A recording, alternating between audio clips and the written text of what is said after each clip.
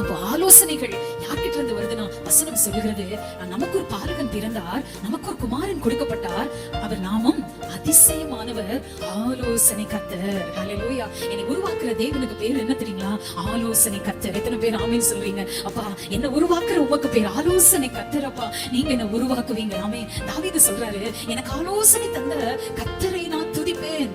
ஆமென். எத்தனை ஆலோசனை தெரியுங்களா? அவர் சொல்றாரு, அது எண்ண முடியாதுப்பா, அது கடற்கரை மணலை விட அதிகம்.